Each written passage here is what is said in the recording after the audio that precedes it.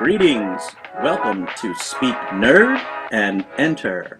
So I leaned over and I told her I never have and I never will. And then while she was crying, I leaned over and uh, pulled the plug. Um, so welcome to Speak Nerd and Enter.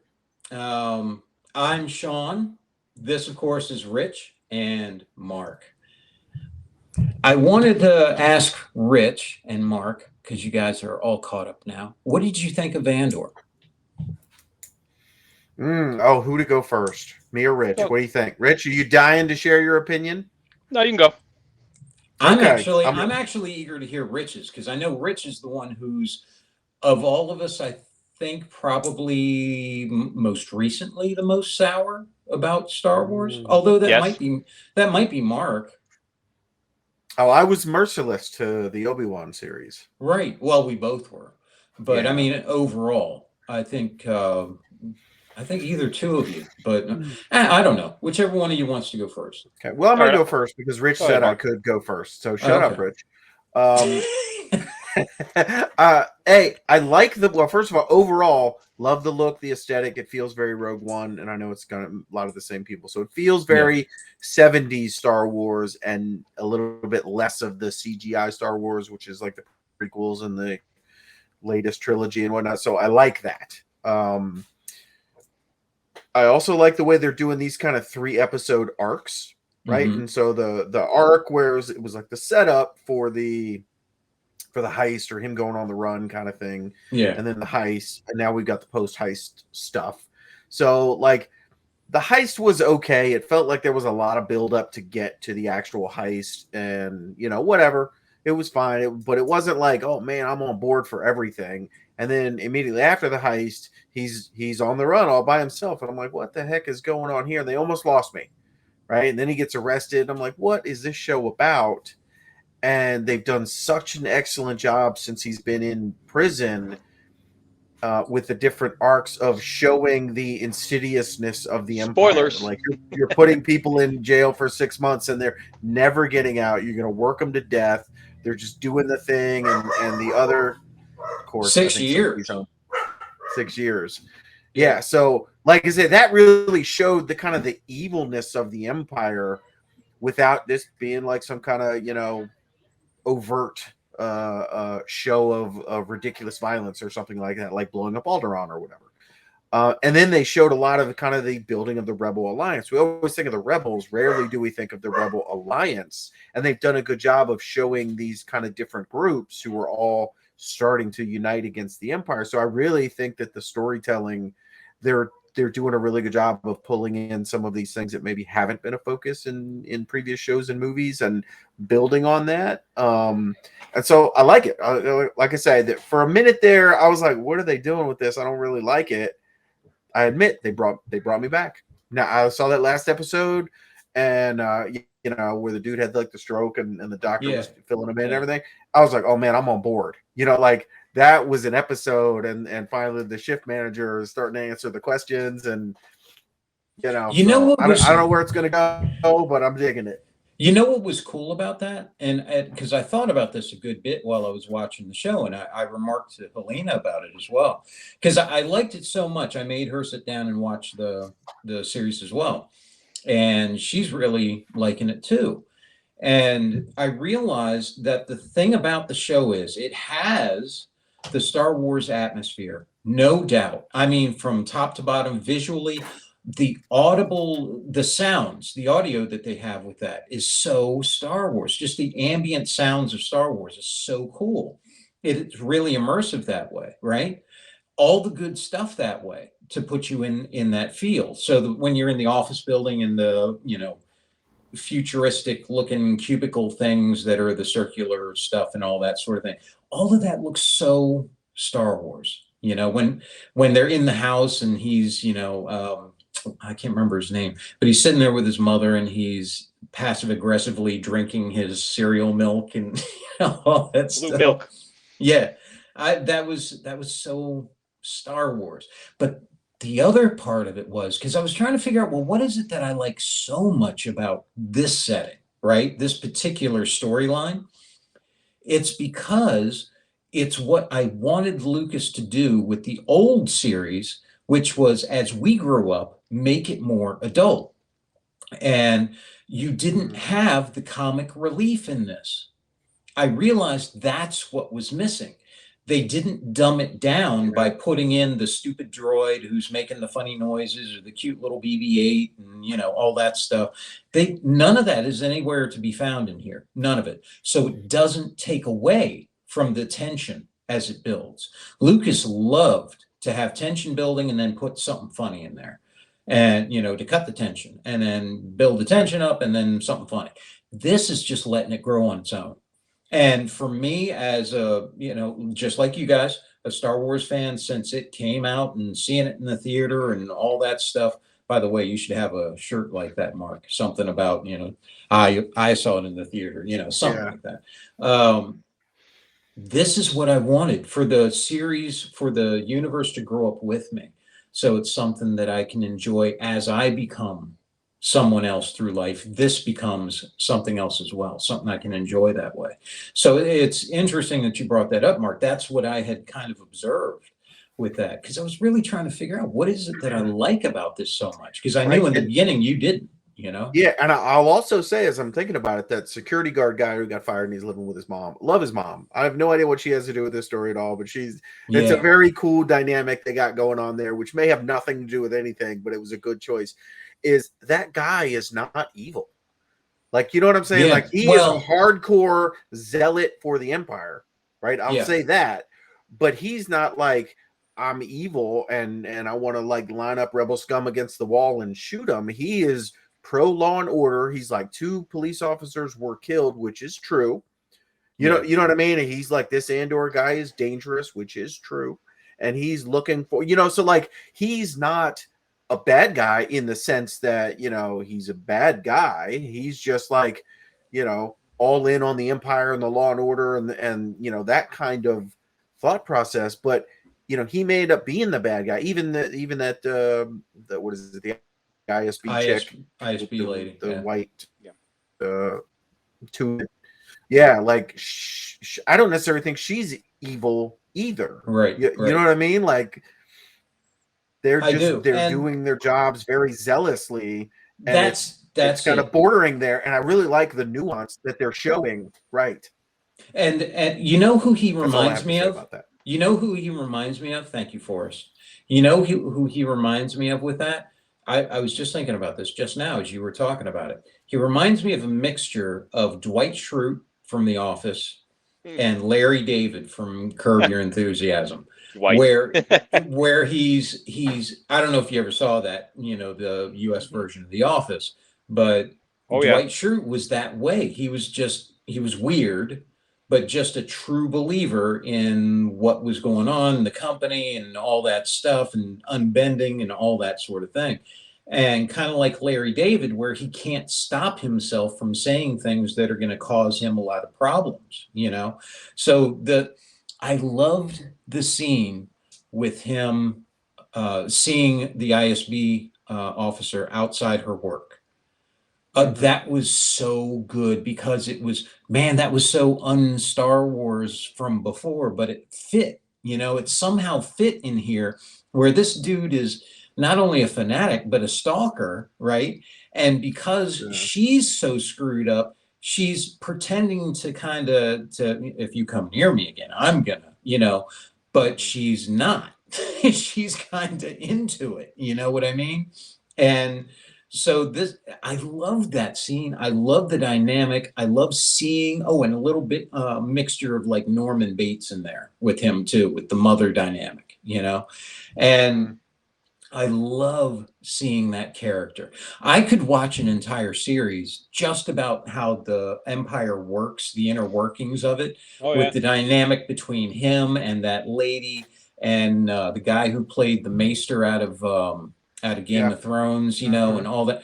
Oh, I love that. I love just sitting there looking in on those meetings and, just how derisive they are of each other, and just, it's written so well. What do you think, Rich, now that I've taken all the good comments? It's all right, brother. No, I actually have other stuff that we didn't cover. For me, so I did not care for anything. Insightful. Yeah, Boba Fett was. I'll get there. Give me a moment. No, you Rich, froze so up. you cut out right as you were making that statement, and we didn't hear a thing Okay. you said. This is a common theme with Rich. He gets into something, and just as he starts, So again, I didn't care for anything past the second season of Boba Fett. right? Or not Boba Fett, excuse me, The Mandalorian. Okay. Boba Fett was awful. I couldn't. It started out with such potential and then just fell off a cliff. Obi-Wan to me was unwatchable. Yeah. And but with Andor, what they've gotten back to, and this is the thing that I love. This is why I like Star Wars.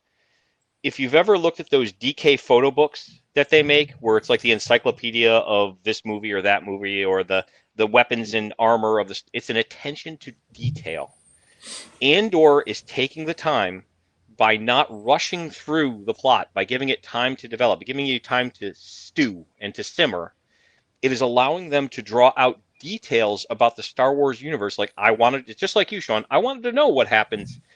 I don't need to see it just at the top level where the Emperor is making his decisions and it filters down. Right. Now we're looking at it from a low level and seeing how little things that happen in minor parts of the galaxy and minor parts of the Empire have big effects later on.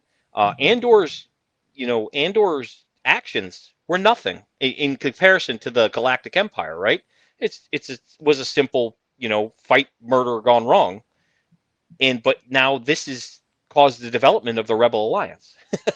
Yeah. To see how that spills out, and then the other thing is much like the reason why I felt that both Rogue One and even to an extent Solo, which gets a horrible rap because of the way that it was shot and the way that it was put together, but they did the same thing in Solo that they did in Rogue One. There is a drilling down into small things about the Star Wars universe that were never revealed before. Like in Solo, the fight on Mimban, where you saw the Imperial Army going in against the Mimbanese, Yeah. that was super interesting to me. Like when the Scout Walker drops down off the carrier and they're all running in all directions, getting shot to hell.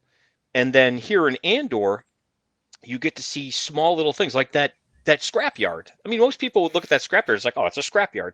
There's so much cool stuff going on in the background that they took the time, because they have the time by drawing the plot out over 12 episodes as opposed to trying to shove it all into 6. They have the time to explore things just in the background that you could say, oh, I noticed that because I'm a fan. And what it reminds me of, and you guys are both veterans of this, is the Star Wars role-playing game.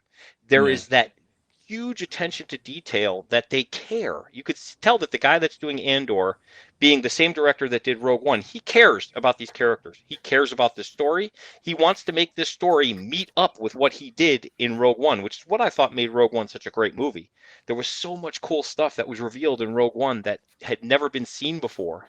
And that and the slow pace of the plot, like you said, for a more adult audience, as opposed to being written, because Star Wars originally children's story, it was for kids to sell toys, right? This is, they've lost the ability to sell toys because they ruined it. So now they've got, well, I guess we need to write some stories that are interesting. Yeah. I think Lucas, when he first started, he wanted to recapture his youth. He wanted to have that experience like he had going to the theater and the serials he used to go and see there and all that stuff. And that's fine. Wanting to give spiritualism and all of that stuff to the younger generation because he felt they had lost it and all this sort of thing. Influences from the Japanese movies, all these things that came together to make him make that product, which was lightning in a bottle. He had his first wife with him, who was really a guiding force, apparently, for the message and how it actually turned out, rather than it being a, episode 1-esque sort of thing, from the get-go. It became this just fortune favored, independent little thing that blew up. But Lucas never got out of his comfort zone. He never got out of that wheelhouse. He always wanted to have that same thing again and again. And because nobody else had, and when I say nobody else, I'm talking about the executives and so forth who really controlled the reins on the creativity for this when it was out of Lucas's hands, didn't do any different, really. they decided, yeah, let's keep with the same thing. Check the box here, check the box here, do this stuff. Same thing as they had before. So it's recycling the same stuff. And you end up with, J.J. Abrams thing and all that. For some reason, like you said, Rogue One, I don't know why it was able to do that. And I'm grateful to it for doing so. But It was is a war movie. It was it an is, actual war movie. yeah. And it had a little bit of that, let's break the tension with some Yeah. humor and that sort of Yeah. thing. A little bit of that. K2SO. Yeah. Right. But K2 was all right, but Yeah. it had a little bit of that. But it's moved on. I mean, with that hallway scene at the end and all that, man, I don't know why they didn't take the lesson from that. Everybody loved it. Let's explore a bit of that. Let's do some more of that. But this is taking that step finally beyond, what they did in Rogue One. And so I'm really grateful for this because there's been so much other stuff that hasn't lived up to it. And I think Solo was a victim of that. Solo had too much, slapstick, let's cut the tension stuff and all that stuff too. I think that's what hurt it, was that they didn't know how to do that well. And so people didn't relate to it. But there was a lot of stuff that could have been really cool in there. I liked a lot of Solo. I mean, I still watch the movie and still enjoy it, even though I understand that it's at its root, it's a broken movie because of the way it was produced. It was produced, Yeah. in Yeah. pieces. Yeah. But you know what? And revamped and all that. And it's just, yeah. Hearing from producers and directors and actors remaking an image, something for a modern audience. That's what Andor is doing. Andor is treating the audience like they're more sophisticated. Yeah. The modern audience they're playing to are the same people that used to love Star Wars when they were kids, and now they're grown up. So now it is remade for the modern audience, but not by dumbing it down or putting some sort of silly message or trying to push politics. It's making it more sophisticated, more interesting, grimmer, darker, which is something that Star Wars was a universe of light. But part of what made like the novels so interesting, the Mara Jade novels and all that stuff, even back to Splinter in a Mind's Eye, which was that Alan Dean Foster movie, which started a lot of the themes about the darkness that's in the Star Wars universe. And they broached that a little bit with the Sith, but they've never taken that step like we would always do in our role-playing games. When we talked about the Sith they weren't nice people. Yeah. And they've never really they've always kind of pulled back when they started, like when Sidious talked about, the saga of Darth Plagueis. But there's a real interesting, horrible story there that they just haven't told. Right. And they're just not willing to go. They're like, oh, well, we can't push it too far. But Andor is just like, yeah, I'm going to shoot this dude in the face, and that's it. He did it twice. And not only that, I love the rebel side of it. Yeah. Forgive me. I love watching Mon Mothma doing her thing. Man, if you'd have told me, Sean, there's going to be a show about the politics of Star Wars, and about Mon Mothma. Yeah, you're going to watch the bureaucracy of the Empire, and then you're going to watch the Senate talking about, passing bills and all that, and you're going to love it. I never would have thought that would work. Yeah. No. Man, I love Mon Mothma. I love watching her and seeing her backstory, her dealing with, what's that guy's name? Kel something, or, I forget, her buddy, right? Old friend, yeah. Yeah, her old friend, her old flame. Oh, the antique dealer? No. The guy who's running the banker guy. The banker. Yeah, the banker guy. Yep. Yeah, I love that. Her relationship with her husband and how that's broken, and she can't trust him. and the daughter. Right. Can you even trust the daughter? All these things.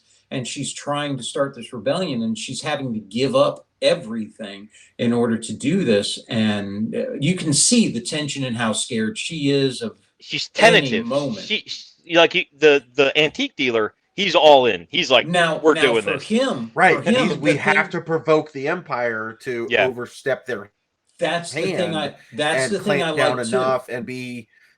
Yeah, you got to break some eggs. They made them gray instead of, like you said, the white light. They said, no, we got to make them dirtier. And that line he had about, that's what we need to do is make people hurt, because they're not going to do anything unless they're hurt. And I'm paraphrasing, of course, but but you're right. Yeah. I thought that was great, man. That's exactly what a rebel leader would say. And it's not nice. It's like, we got to make people uncomfortable. Otherwise, they're just going to sit at home and say, not my fight, so we got to bring it down on all them. And they that's talk cool. about Saw Gerrera. Saw Gerrera is too aggressive, and they haven't gotten into it yet. Apparently, he's going to show up in the last few episodes. But that was the one thing about the sequel trilogy that I thought they got right, is when Benicio del Toro's character said, "Hey, you know who I sell to? I sell to the rebels, and I sell to the Empire. And you know who buys the ships from both? Everyone that you're fighting for. No one's good in this fight. Everyone's dirty." And I was like, that is how a war would be fought. Like there's shades of gray on both sides, and this show, one of the things that it's willing to do is not. It looks it in the face and it says, "Yeah, they aren't the heroes that they're not spotless. They have to. They got to do some bad shit in order to make the rebellion happen." And yeah, Mads Mikkelsen's character, man, he's awesome. He's just like, well, some people are gonna have to suffer. And it's like, you mean or I'm sorry, not Mads Mikkelsen. the guy from Thor. Yeah. Skarsgård. Skarsgård. Yeah. Yes. Yeah, who is a great actor, by the way. I love that dude.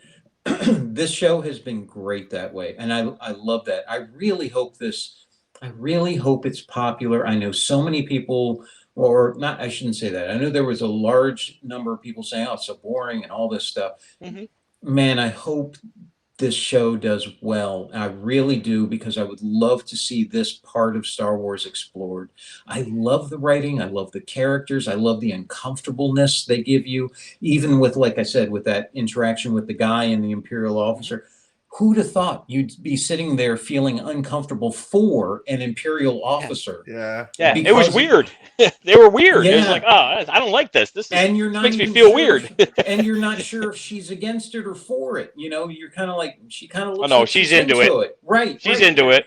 And but it makes you it pushes the limits, that way, but without being overboard. Like the torture scene with that lady, you could have had her come in and their surgical tools and all that and everything. And they found a very Star Wars way of torturing someone where you don't have that. None of that.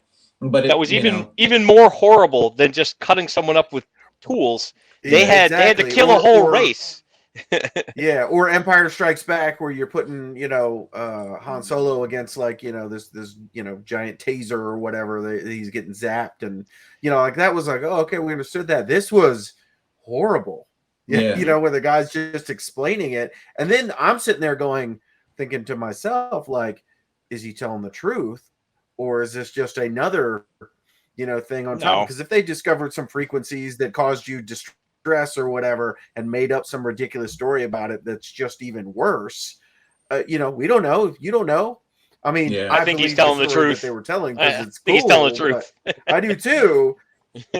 But that shows the viciousness of the Empire. We had to wipe out this race, and look, we're going to take the fruits of that and use it on other people. Yeah, it's a very 40K aspect to this. That's exactly right. Yeah, I was going to say they sprinkled in. It's funny you said that. I was going to say they sprinkled in a little bit of 40K in there of the the Imperium and the Empire, being that way. But what's on if they had anyone, I don't know who they have doing the casting, but if they had anybody else doing the casting, or any other actors, or the director, or whatever it is, whatever concoction they got going, it wouldn't work. It wouldn't sell. But the guy who was the doctor, who was explaining that whole thing, Mark, I mean, wasn't he great? I've seen him in a lot of other stuff. The guy's he's a character actor from a bunch of other things. Very clinical. Very clinical about the whole thing. Clinical, friendly, very, psychopathic kind of, in how he's dealing with people, just friendly, unemotional. I'm gonna destroy you kind of thing. Not the Hollywood kind of way, but just kind of, I'm gonna have fun with this, and you'll be interested to know this is, why. And it was so well done. It was so well written, and it's all over that show. And I really enjoyed it. I'm so glad you guys have gotten on board with it, because it's been Yeah. God, how many of these have we gone through where I- Mark and I Right, where especially, we wanted the best Yeah. and got Yeah. not the best. And even Yeah. the people in prison, right? You got older guys, Oh, you got yeah. younger guys. It's like a very eclectic group of people that are in this prison. And it could have, again, with the wrong casting director, it could have all been hot 25-year-old dudes, Yeah. They Yeah. all in their Zoolander clothes, crunching on the on the torque wrenches and looking all sweaty and hot. And that would have been the wrong way to approach that scene. Instead, you got an old guy and you got some younger dudes and the was it the they got manager their who's just trying to put diversity. his time in and Yeah. They got their diversity. They just didn't have to talk about it. And it was Well, natural and yeah. just fine. You well, know? well, the other thing was though, and this is what I think Mark is getting to, and I was talking to Helene about this. None of the people in the show, well, I'm not a woman, so I don't know what, Andor actually looks like to a chick, but none of the people they have in the show are like Hollywood stars or starlet They aren't level pretty. beauty and all that. Yeah. They're realistic, and that makes it Mhm. more intriguing, It really is more accessible because they look real, I So love that. so I have a question for Mark, and this is Mark, do you think that the audience, because of the last few, because you and Sean have both watched the last few shows end to end and commented on them, do you think that the reason why people are giving this a hard time about it being slow and about it being it plods and it's boring is because they've lost the ability to follow what a good slow burn plot is? They can't. They just need it all now. They got to have their Grogu. They got to have their lightsaber. They've got to have this, Mm.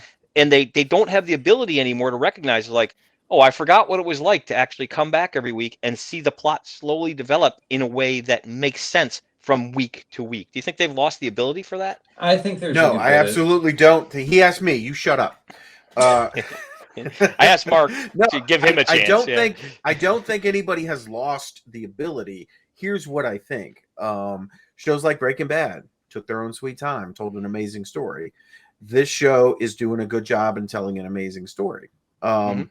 But the way social media is right now, rage clicking is all the it's how you rage. get the money, it's how you get the looks, it's how you get Hate it's clicking. all the Yeah, rage. hate Yes. watching. Right, hate clicking, hate watching. And so I don't think it's audiences can't do it anymore. I think there's a lot of people out there that just want to churn out some content and Mm. anything that they can do to be like, oh, this show's too slow. Oh, this show's too fast. Oh, this star is terrible. Oh, this star is great. Oh, this star's dating that star. Like whatever excuse will do, people will, churn out whatever, just content for content's sake. So yeah, some fool on Twitter says a thing, and now there's 10 articles about literally one tweet that said something, stupid or rude, which Yeah. may have been true, which may have been just somebody shit posting, which, it's the internet. People are going to say everything. So I think Mm-hmm. that there's a lot of noise that they want us talking about this show, and some people are going to be like, "Ooh, maybe I should watch this show and see what all the hubbub's about." So I think most of that nonsense is just that, it's nonsense, right? Like I'm watching the show and going, "Oh, this is kind of slow." You even had me in this one where I'm like, "What is going on here? You guys are taking a hard left turn. This doesn't make any sense." 2 episodes later, I'm like, "Oh hell yeah, I'm in." Right? That's good storytelling. Yeah. From my standpoint. Like I freely admit, the first episode of Breaking Bad, when he's standing out in his underwear in the middle of the desert with a pistol, and I'm just like, what is this show? I almost gave up there. Really glad I didn't.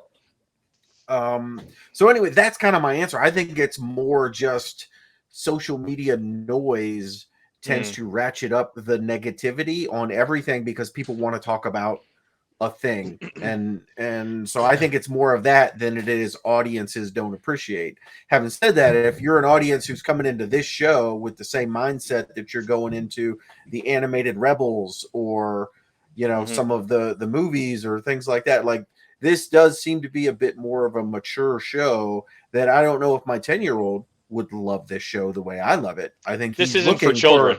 he's looking for BB-8 and he's looking for Yeah. lightsaber battles and dinosaurs are cool and that kind of thing. So he's more about that. Me, I want a compelling story and I like the compelling characters. And yes, if I freely admit it, I would love some big battles and some lightsaber duels and stuff too. I'm not opposed to any of that, but you can't have a cake that's all frosting. So Well, I'd like to have. I wouldn't mind the battles and stuff, but as long as they're scaled up to the level of maturity that the rest of the show is. I don't want a battle that then regresses to what older Star Wars was. I want something that moves on to the level of what this story is, so that you get some sort of like Darth Malgus level of, lightsaber battle or villain. The nuance that they've added to the story and the villainy, this is what I've always wanted. And I just hope they keep pushing with that, especially like you said, Mark, with the old guy getting euthanized at the end. I thought that was brilliance.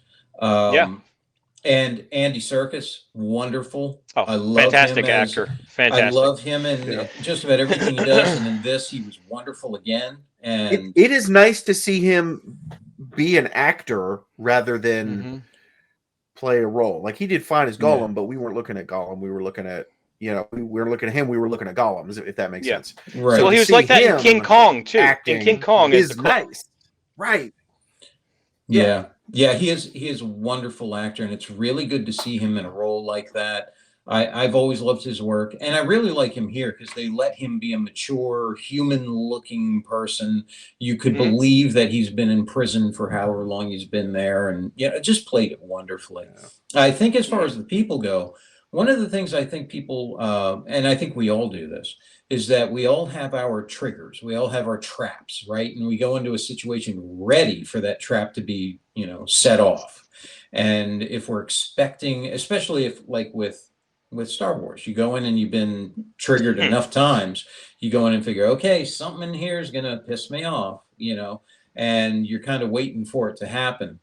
And I think that becomes a bit more reflex, and easier to fall Maybe into. You do. I go into every Star Wars project with wide-eyed wonder. Yeah. Which makes it all the more disappointing. Yeah. When they don't live up to your expectations. Well, I have to say, I went into this with no expectations. I was like, oh man, they've been so bad recently, the last few seasons of what they've been doing. I was like, I have no expectations. And I was pleasantly and delightfully surprised to see them do exactly what I liked about Rogue One in this show, but draw it out over a longer period of time. I'm just so pleased that they've managed to take the Star Wars universe and make it interesting again without dumbing it down. They don't tell you everything. They don't tell you. It's like, well, why is this happening?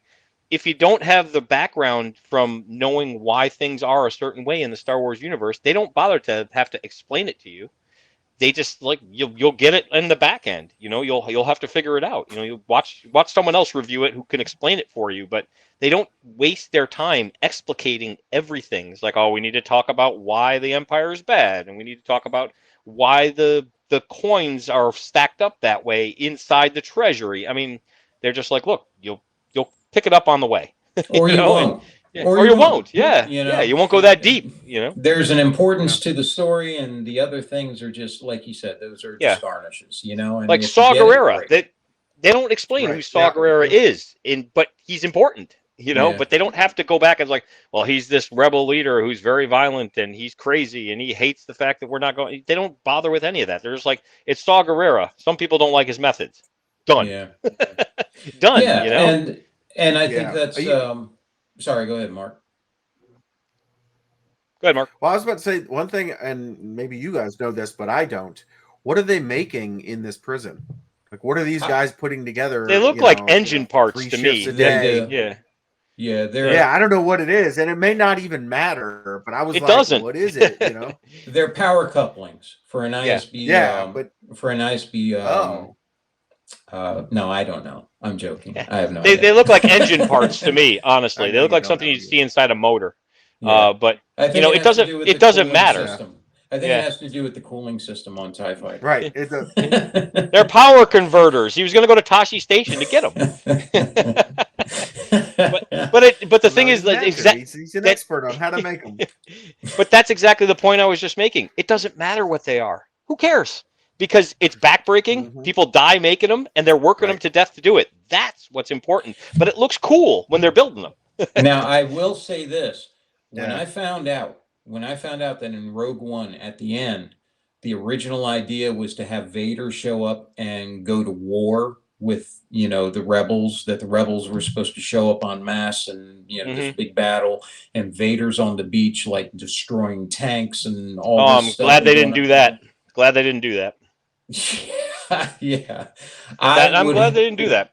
No, I want that stuff. I want them to show the full power of what, the Sith, the Jedi are actually able to do, why they are so influential. So why such deference is given to who they are and what they're able to do. That's what they did in the Clone Wars animated series with that Mace I know. Windu episode. Yeah. Yeah, I know. But I remember with Yoda, clapping two ships together and all that stuff. Yep. I want them to start exploring that, to start doing the Force Unleashed stuff and, that kind of thing. If you're going to do the more adult stuff on this side, expand on the other one too. Do it gently, do it in, small spurts and that sort of thing, so that when it does show up, it is impactful. It is, I'm just glad they didn't do it there, is what I'm saying. I thought that movie, that would have, like, the way they used Vader in that film was perfect. It was just that little stinger at the end. It was that little taste, and you got to see his power when he was going through that corridor, but not to the extent you're talking about. In the corridor, I would have wanted him to actually do like Akira. Wow. Like Tetsuo. That's right. Splash them all over the walls. That's right. Paint the walls red with their rebel blood. Yeah, you're not going to keep that golden PG-13 ratio with that. Yeah. Or rating. Yeah. No, but I would have pleased my audience. How many kids? It cuts to black and white like a Quentin Tarantino movie. Mommy, what happened to that man's head? That would have been. Tell me that. An R-rated, spectacular. An R-rated Star Wars would be interesting, but they'd have to approach that with some caution. I'm going to tell you that, but it would be interesting. Oh, be very interesting. It would be amazing. That would be great. But we're anyway. 1977 fans. I mean, we're talking 40 plus years of loving this stuff. So yes. But at any rate, time. I'm loving Andor. I'm loving all that. At the interactions and everything. It's great. It has really been a breath of fresh air. It really has. So I'm so glad you guys are on the same page. And consider back to back. We're back to back from Obi-Wan to Andor, right? Yeah, that was the last one that came out was Obi-Wan. It shows you, and shows you how bad and how good it could be. Like that's just awful. Like Obi-Wan was terrible, and then we get this. I mean, you've got Obi-Wan Kenobi versus like some guy who was in one movie that dies at the end. Like that's the star of this show, and it's named after some guy who was in one movie. He's a great actor. We all like him, So I don't want to belittle that, but Obi-Wan's been in all the movies and has this huge following, and you managed to screw up that series so badly. Yeah, because that was a money really machine. Not even about him. Yeah. That should have printed money. It should have. It should have worked out that way, but it did not. It failed. No, if Andor had not been as good as it is now, I think Star Wars would be completely dead as a brand. This is like a transfusion for somebody who is just completely bereft of blood. It was drained down to the bottom. It should be. My fear is like you guys were talking about, how much of the audience is going to be on board with it, which will be interesting to see. Because I don't care what anybody else says. This is good. You don't like it? Come fight me. Bring a pine box. But this is a good series. It's been a really good creative effort by them, and I think it deserves to be rewarded and expanded upon. But I don't know how many people are going to actually enjoy it, because there's a lot of people out there who do want the same old, like what Lucas was putting out. Give me the goofball stuff with the happy ending thing, and supposedly greenlit for a second season. Supposedly they are shooting the second season, so apparently. Okay. Well, they greenlit a second season of. Boba I am not terribly shocked about that. Yeah, true. No, they're going to clean up all the mistakes in season 2 of Boba Fett. I'm sure it's going to be amazing. Just like Lord of the Rings. But you also have the popularity Rings of of Mandalorian Power too, and the Mandalorian is definitely going to keep the brand going. Hopefully, this will be a different arm that they will explore. because I really Well, do next like it. next is Ahsoka, right? Ahsoka's coming next. Is that correct?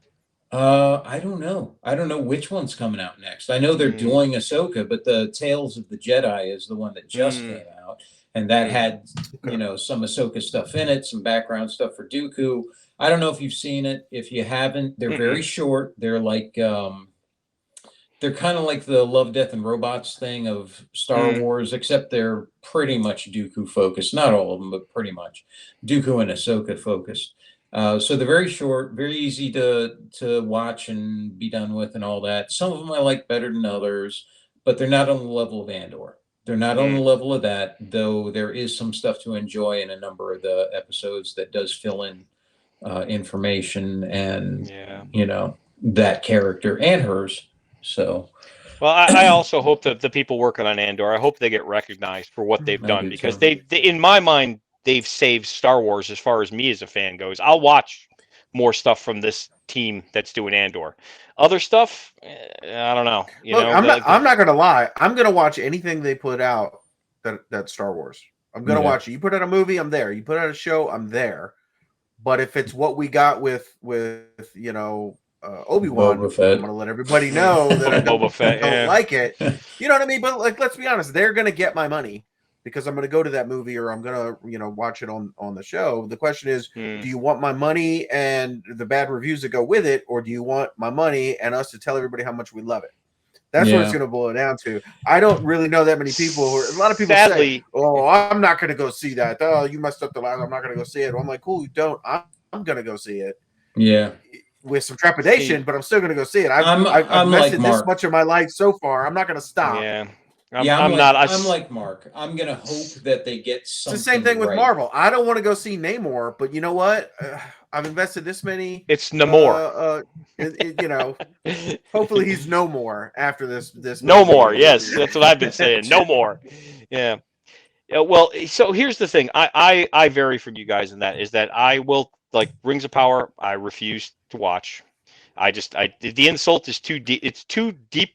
It's too deep a cut for me, and it's too important to me for what they did to it. Same thing. Still haven't seen Thor: Love and Thunder. I refuse. I just don't want to. I'm not interested. It's like I'd rather just watch other people's reviews of it at this point because I Mm. could see that it's just disrespectful.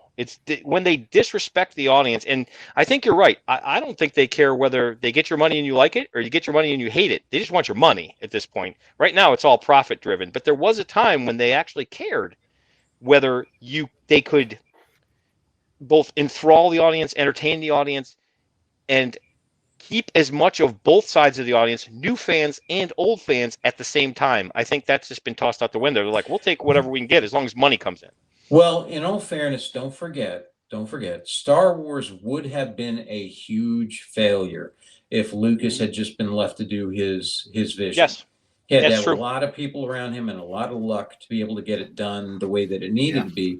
Yeah, Because Kirshner, a couple others. Yeah. yeah, there was a lot of fortune that went into those 6 films that made Mm-hmm. them made them what they were. And Mm-hmm. even then, half those 6 almost, Yeah.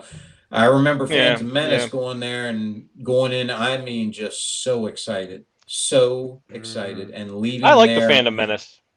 I Uh, like Phantom Menace. all right, kick I him did out, not Mark. care for this. I did not care for this. I didn't care for the second film. The second film, there's again, it was the details that they put in that I loved about those movies. There's things I like about the sequel trilogy, like the bombers in the The beginning of the the sequel sequel trilogy. But trilogy has moments yeah, that for the first one, those moments should have been the last, I don't know, yeah, 5 minutes yeah, of the film, and those 5 minutes should have mauling, and that's it. yeah, And the yep. second one should have opened with the Battle of Geonosis, where Yoda shows up on the gunships.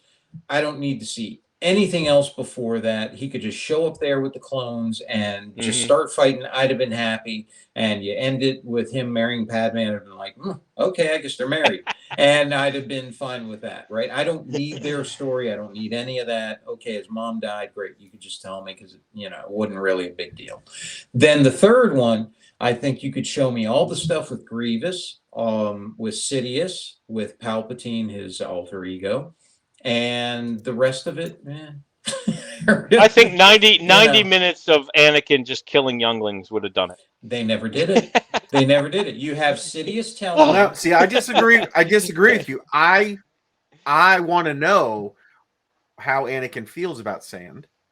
I want to watch him awkwardly profess his love for Padme. I want to hear him awkwardly express his views on how government should run. Yes, and I'm telling you, and share awkward inside jokes with his master about stuff we never got to see. All of that, I just love. I don't know what. Forget, don't forget the dude running the diner with forearms, like Dexter Jetster. Dexter Jetster. Or Anakin riding the giant ticks out in the field of Naboo. Yes, the bugs. Mm-hmm. So I have to say, whoever that kid was that played the youngling, the look on his face, gold. That kid deserves an Academy Award just for that. But that's don't forget, that's not an Anakin scene. That's a Emperor Palpatine scene. Mm-hmm. That's a Sidious scene because he told him go to the temple, show no mercy, and all that. Mm-hmm. So they're just showing the effect of his order. That's not really an Anakin thing. So that's in the cut. The whole Anakin thing, I don't need the mannequin. No, I don't need all that. That's where the fun begins. All right. Yeah. That's a good trick. Yeah. That's all right. Yeah. Cut. Let's turn left. Look, this is pod racing. That's so wizard. There's something about the Skywalker family. That's all George Lucas right there. That was all George Lucas. All George Lucas. Because George Lucas should have just had it taken away from him. It's like we're gonna do this. We're gonna go a different way. That goiter speaking to him. So anyway, Andor, great, and that should be the title of this episode. Mark is Andor's great. Fight us, and that would be. I agree. Andor's great. Go watch it. Fight us. Yep. Yeah. All right. And, I can arrange that. All right. Fight over 100 years of fandom. I think that's all we have to say about that. That's true. Yeah, I don't think we can stop that. Yeah, we got 130 years of fandom between us or something. Something stupid. So, all right. Well, thank you guys, and thank you, and we'll see you in the next episode. This concludes our Speak Nerd and Enter broadcast.